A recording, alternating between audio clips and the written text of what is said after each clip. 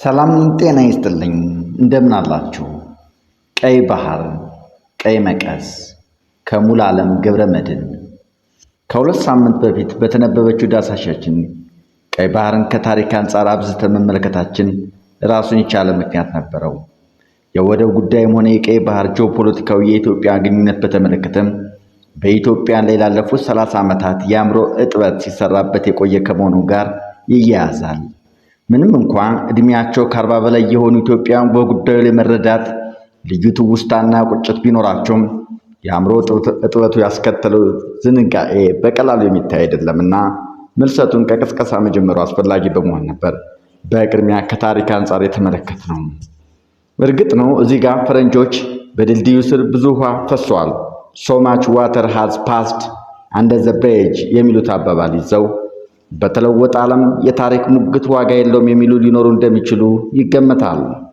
መልሳችን በተለወጠ ዓለም ያልተለወጠ አካባቢ ውስጥ እንደምንኖር በማስታወሻ የቀኝ ግዛት ውርሳችን ለመሻገር መትጋት ይኖርብናል።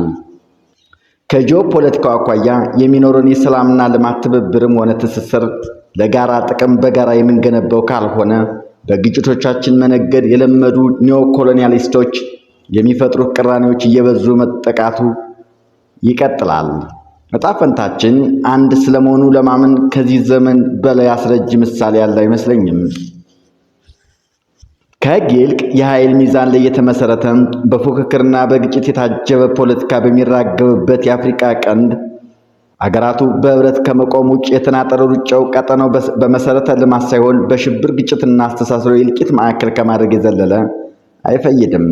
አንዱ የሌላው ጠላት አስጠቂና ድህነት ጠባቂ መሆን ሊቆም የሚችለው ቀጠናዊ ህብረትን በላቀ የመተማመን መንፈስ በማሳደግ ኢኮኖሚያዊና ማህበራዊ ውህደትን መፍጠር ሲቻል ነው። ለዚህ ደግሞ በቅድሚያ የጋራ ደህንነት ጉዳያችን በጋራ መልክ ማስያዝ ይጠይቃል። የቀይ ባህርን ቀይ መቀስ መስፈር የሚቻለው በጋራ አቅም ነውና። የአፍሪካ ቀንድ አገራት የታሪክ፣ የባህል፣ የቋንቋ ከምንም በላይ የመልክዓ ምድር የህዝቦች ትስስርን ደንበር ዘለል የጋራ ማንነቶች ያካተተ ኩታ ገጠም ከመሆናቸውን በተጨማሪ እነዚህ ሀገራት ከኢትዮጵያ ጋር ዕጣ ፈንታቸው የተሳሰረ ነው። ሰፊ የገበያ ዕድል ያላት ሀገር ወደብ አልባ ተቆልፋ ለመኖር ከመገደዷም በላይ ከቀይ ባህር ጂኦፖለቲካ ተነጥላ መቆየቷ ለተደራረበ ኪሳራ ዳርጓታል። ከውስጣዊ ሰላሟ መናጋት ጋር በተያያዘም የጣልቃ ገብነት እጆች እዚህም እዚያም መታየታቸው በጊዜ ካልታረመ ወደ ፍርሰት አታመራም ማለት አይቻልም። ይህም ነው ለረጅም ትግል ቀጠናውን የማስተባበር ኃላፊነት የኢትዮጵያ እንዲሆን ያስገደደው። እንደ አውሮፓ አቆጣጠር ከ2017 ወዲህ ያሉ የለውጥ ሁኔታዎች በመጠቀም የቀይ ባህር ተዋናይ መሆን ከቻለች ለቀጠናው ተደማሪ አቅም መፍጠሯ እሙን ነው። በዚህ አግባብ የኢትዮጵያ ሚና ታሪክ አጣቅሶ ልውሰድ በሚል ላይ የሚከነተር ሳይሆን ከታሪክ ተምሮ ለጋራ ተጠቃሚነት በጋራ መስራት ላይ የሚያተኩር ነው። 9 የባህር ዳርቻ ሀገራትና ኢትዮጵያ: ጅቡቲ፣ ግብፅ፣ እስራኤል፣ ዮርዳኖስ፣ ሳውዲ አረቢያ፣ ሶማሊያና ራስ ገዞቹ ሶማሌላንድና ፑንትላንድ፣ ሱዳንና የመን የቀይ ባህር ዳርቻ ሀገራት ኒውትራል ስቴትስ ናቸው።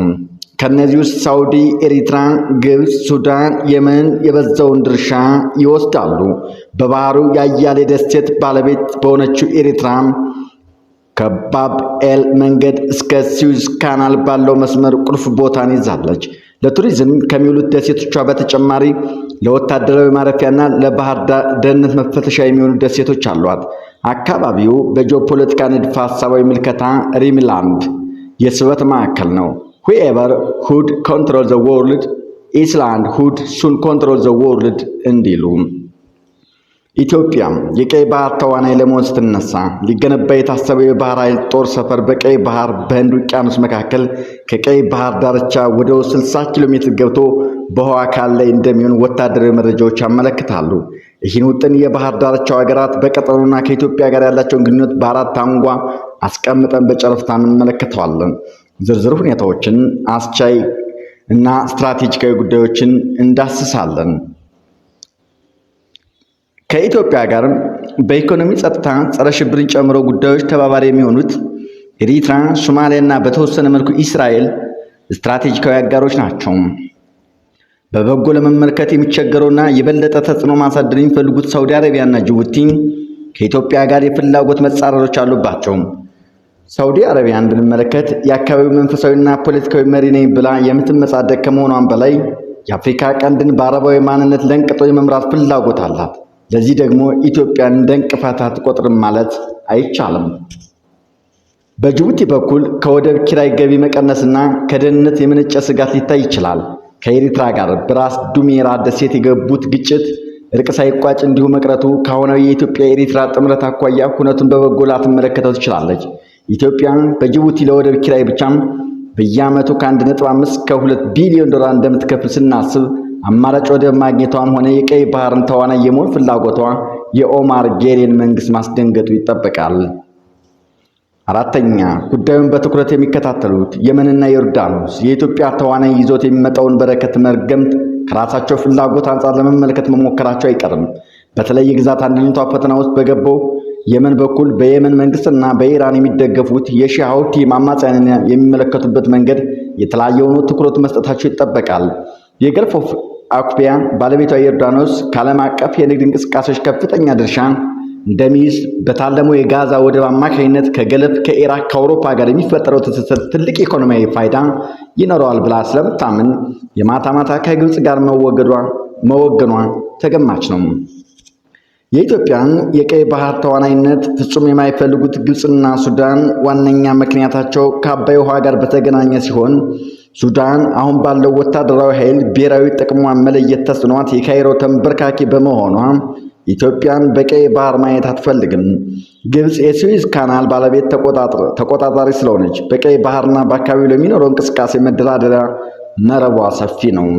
ከአባይ ወንዝ ጋር በተያያዘ ሊመጣብን ይችላል የምትለው ማንኛውም ተጽዕኖ ለመቋቋምና ለመጋፈጥ የማትፈነቅለው ድንጋይ አይኖርም።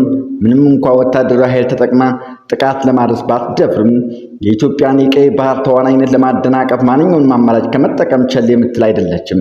በዚህ ረገድ ቀይ ባህርን መሰረት ያደረጉ ፎርሞችንና ካውንስሎችን እንደ መምቻ ልትጠቀምባቸው ትችላለች። ቀይ ባህርን እንደገና በድምር ውጤታቸው ወደ ቀይ ባህር መድረሻዎች አቅሞች ናቸው። የኢትዮጵያን ተፈላጊነትና ተደማጭነት ሊያሳድጉ የሚችሉ ሌሎች እድሎች ቢኖሩም ከአምዱ ውስንነት አኳያ የሚከተሉትን ጭብጦች ተመርጠዋል ይለናል ሙሉዓለም ገብረ መድኅን። የጠቅላይ ሚኒስትር አብይ አህመድ አስተዳደር ከቀይ ባህር ተጠቃሚ መሆን ለኢትዮጵያ ሕልውና ጉዳይ ነው በሚል አቋም መውሰዱ ቀላል የማይባል የህዝብ ድጋፍ አስገኝለታል። ምንም እንኳ በጉዳዩ ዙሪያ በአብዛኛው የኢትዮጵያ አእምሮ የአስተሳሰብ ንቅለ ተከላ ለመሰራት የተሞከረ ቢሆንም ቀይ ባህር የተጋረደ እንጂ ጨርሶ የተቀበረ አጀንዳ አልነበረም። ቀይ ባህር የድህነት ቀጠና ነው ብሎ የሚያምን አስተዳደር መፈጠሩ ፓን ኢትዮጵያዊነት ብቻ ሳይሆን ከተገንጣዮች በመለስ ለዘብተኛ ብሔርተኝነት በጋራ የሚያሰልፍ አጀንዳ ነው። በተለይ የተሳለጠ የወደብ አገልግሎትን አማራጮችን ማግኘት የሚያስችሉ የትብብር ማዕቀፎችን መቀየስ፣ ወደብን በጋራ የማልማትና አስተማማኝና ደህንነቱ የተረጋገጠ አገልግሎት ማረጋገጥና ወደ ወደብ የሚወስዱ መሰረተ ልማቶችን ማጠናከር በተሻሻለው የውጭ ጉዳይ ፖሊሲ አጽንዖት የተሰጣቸው መሆኑ ህዝባዊ ድጋፍን ከፍ ያደርገዋል። መንግስት አቅም በፈቀደ መጠንና የዓለም አቀፍ ህጎችን በመከተል ኢትዮጵያ ለባህር በር የሚኖራትን የቀረቤታ ዕድሎች የሚያሰፉ ስራዎችን ለማከናወንም አንድ እርምጃ ወደፊት መራመድ በቻለ ቁጥር የህዝብ ድጋፍ 2 እርምጃ ቀድሞ ይጠብቀዋል። መቼም የትኛውም አይነት የውጭ ጣልቃ ገብነት ለመመከት የሚቻለው አስተዳደራዊ መሰረት የህዝብ ድጋፍ ሲኖረው እንደሆነ ገሃድ ነው።